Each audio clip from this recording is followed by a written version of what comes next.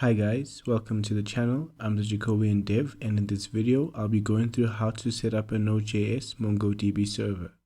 I've opened my CMD and I'll start by changing directory to the desktop.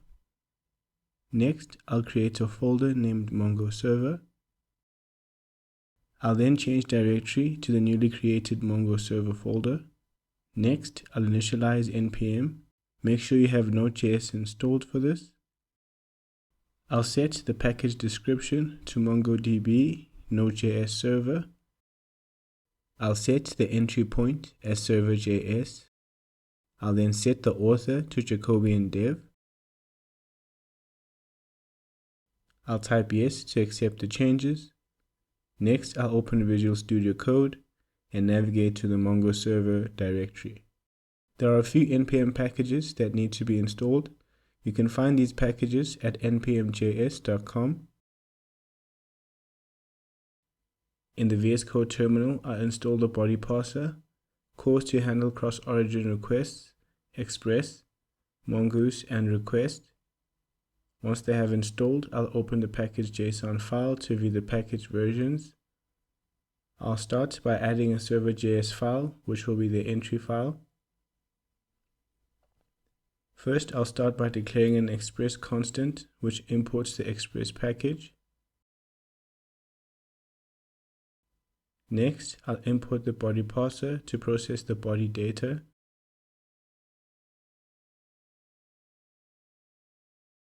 I'll then import cause. Next, I'll import the path to manage file and directory paths. I'll also import request to make REST API calls. And lastly, I'll declare an app constant, which creates an express application. Next, I'll declare the cause options. And for the origin, I'll add the asterisk to allow responses from any origin. You can change this to a front-end URL when you move the app to production. I'll bind cause to the app, passing the cause options by calling the app use function. Next, I'll bind the body parser, allowing parsing of JSON requests. I'll also pass requests of content type URL encoded, setting the extended property to true. Next, I'll declare a port constant, which can be the port value from your environment variables or the value 8080. I'll call the app get function, which requires a simple route and a callback function as parameters. I'll then send a JSON response stating welcome to MongoDB server.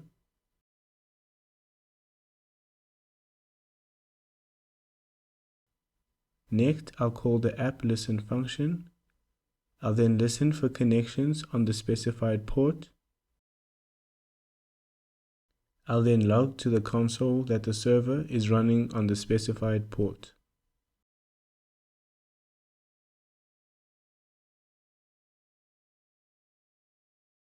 Next, I'll open the terminal and run the app by calling node server.js.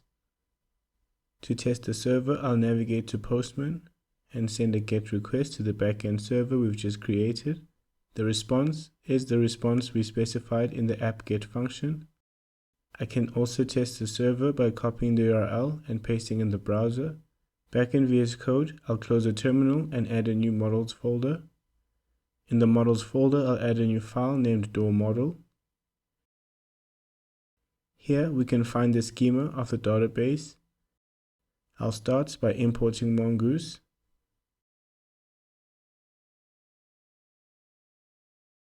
Next, I'll declare schema constant from the Mongoose schema. I'll declare a variable unique ID of type string. Next, I'll declare DAWModel by calling the new schema function. I'll add the first property ID, which will be the unique ID defined above. I'll add family type, mark, and DAWFinish, and these properties will all be of type string.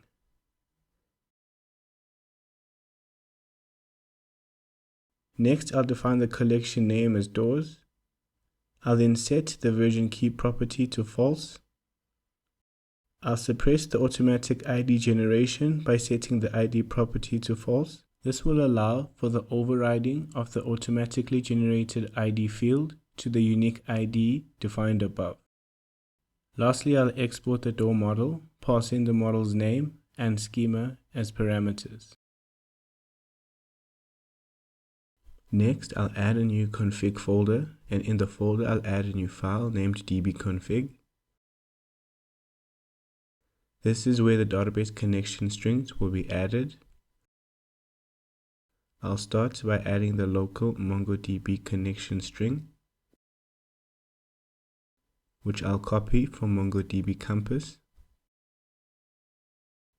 I'll connect to the admin database.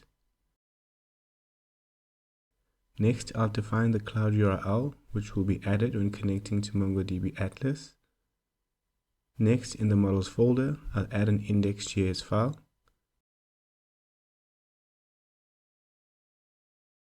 Here I'll import the database config from the dbconfig folder. I'll then import Mongoose. Next, I'll define an empty DB object. I'll equate the DB Mongoose property to Mongoose. I'll then equate the DB local URL property to the config local URL. I'll also do the same for the cloud URL. Lastly, I'll export the DB object. Next, I'll navigate to the server.js file and close the other open files. Now we need to connect to the database. I'll start by importing the DB object from the models folder. I'll then declare a useCloud variable and set it to false. Next, I'll connect to the database, passing a conditional operator for the local and cloud URLs as the first parameter.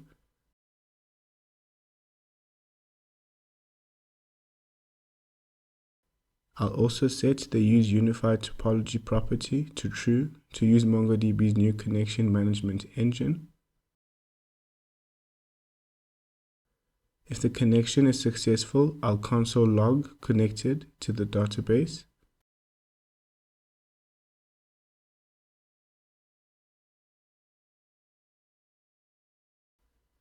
If there are any errors, I'll catch them and console log cannot connect to the database along with the error.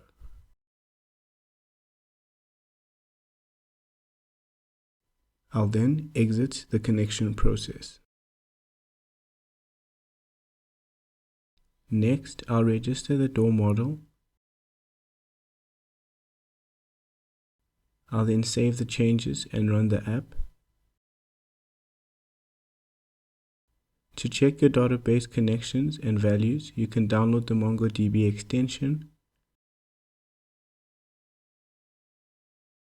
In the admin database, we can confirm that the doors collection was created. We can also check the collection by refreshing the database in MongoDB campus. Back in VS Code, I'll add a folder named controllers. I'll then add a file named door controller to handle the REST requests. First, I'll import the database object from the models folder. I'll then import the door model from Mongoose.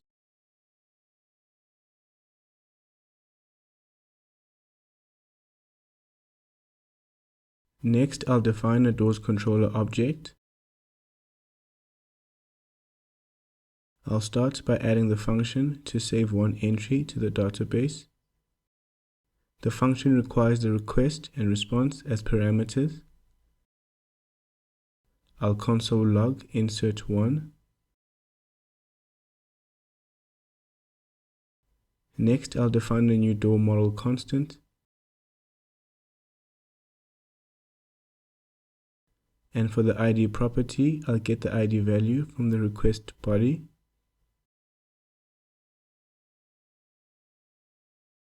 I'll do the same for the family type property. I'll also get the mark value from the request body. And lastly, I'll get the door finish value.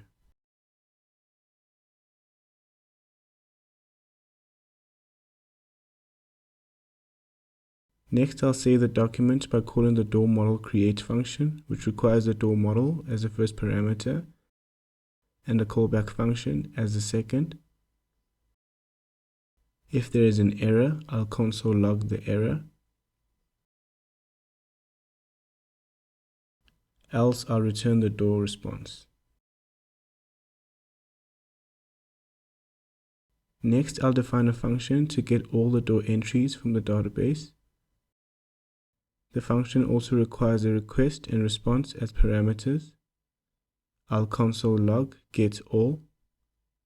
I'll get the door entries by calling the door model find function, which requires an object as the first parameter and a callback function as the second. If there is an error, I'll console log the error. Else, I'll return the door response.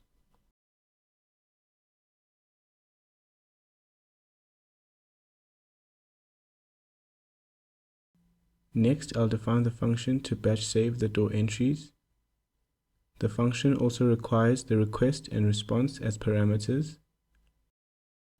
I'll console log insert batch. First, I'll check if the doors collection is empty by calling the collection count function.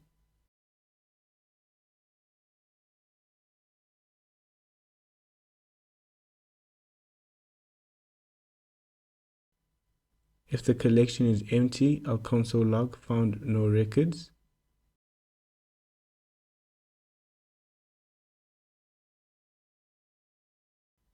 I'll then call the door model insert many function, which requires the request body as the first parameter and the callback function as the second. If there is an error, I'll console log the error. Else, I'll return the door response.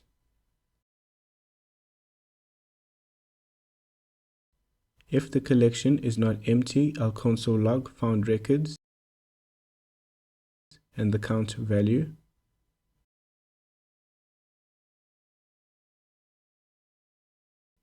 Next, I'll declare write operations constant, which returns an update one object.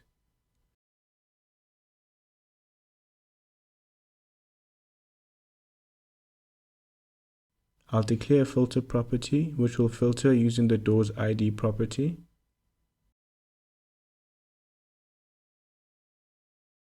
I'll also declare an update property,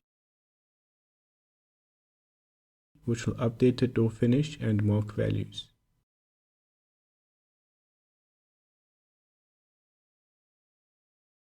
Next, I'll use the bulk write update one method, which we can check in the documentation.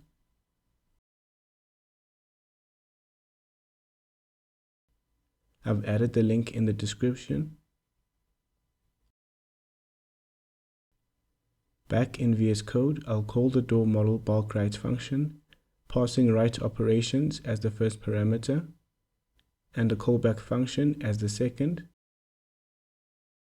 If there is an error, I'll console log the error. Else, I'll return the door response.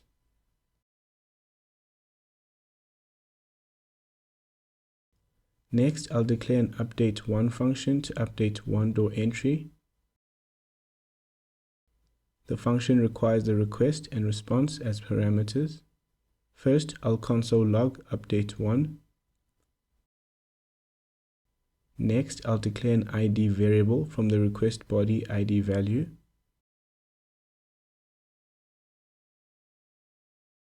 I'll call the door model update1 function, which filters using the ID value and updates the door finish value.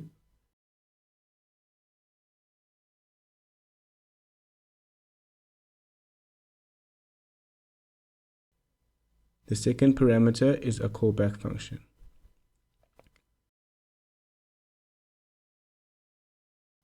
If there is an error, I'll console log the error. Else, I'll return the door response. Lastly, I'll declare delete function, which also requires the request and response as parameters. I'll console log delete1.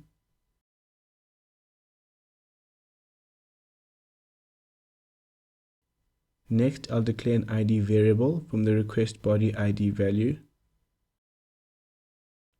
I'll then call the door model delete1 function, which will filter and delete the documents by ID. The second parameter is a callback function. If there is an error, I'll console log the error.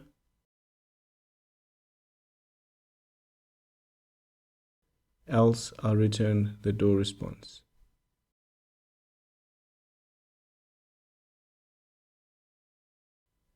And lastly, I'll export the doors controller.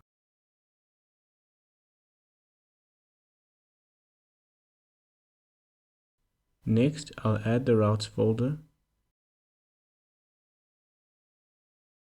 In the folder, I'll add the door routes file. This is where the routes will be handled. I'll start by exporting the door routes function, which requires an express app as a parameter. Next, I'll declare doors controller constant from the controllers folder. I'll then declare a router variable from the express router function.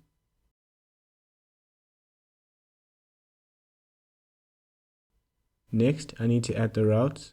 I'll start with the route to get all the doors from the database. I'll pass the doors controller getAll function as the second parameter. Next, I'll add the route to add a new door document. I'll call the router post method and pass add as the first parameter, and the doors controller save1 function as the second. Next, I'll add the route to batch save door documents. I'll call the router post method and pass batch as the first parameter, and the doors controller batch save function as the second. I'll then add the route to update a door document. I'll call the router patch method and pass update as the first parameter, and the doors controller update1 function as the second. I'll also add the route to delete a door document. I'll call the router delete method and pass delete as the first parameter, and the doors controller delete function as the second. Lastly, I'll call the app use function, passing API doors as a route parameter, and the router as a second parameter. Back in the server.js file, I'll add the door route and pass app as a parameter. Once that's done, the next step would be to test the API. I'll open the terminal and run the app. I'll then navigate to Postman. Here I have a request collection set up with various REST requests. I'll start by sending a post request to add one door entry. I'll add the URL. Next, I'll configure the headers by setting the content type to application JSON. I'll define the door parameters in the body and send the REST request. Back in MongoDB Compass, I'll refresh the database and we can confirm the door document was saved. Next, I'll test for the update REST request, which updates the document based on the ID. Just make sure the ID values match. I'll send the request, and back in MongoDB Compass, I'll refresh the database and we can see the door finish value changes from glass to satin. I'll proceed to test the delete REST request, which also deletes the document based on the ID value. I'll send the request, and back in MongoDB Compass, I'll refresh the database and we can see that the document was deleted. I'll then test the batch save REST request, which requires an array of objects as the body. I'll send the request, and back in MongoDB Compass, I'll refresh the database, and we can confirm the .dot documents were saved. Lastly, I'll run the .get request to get all the documents. As we can see, the .dot documents have all been retrieved. That should be it for this video. I've also included a link to the GitHub repo in the description. Please do like, share, and subscribe.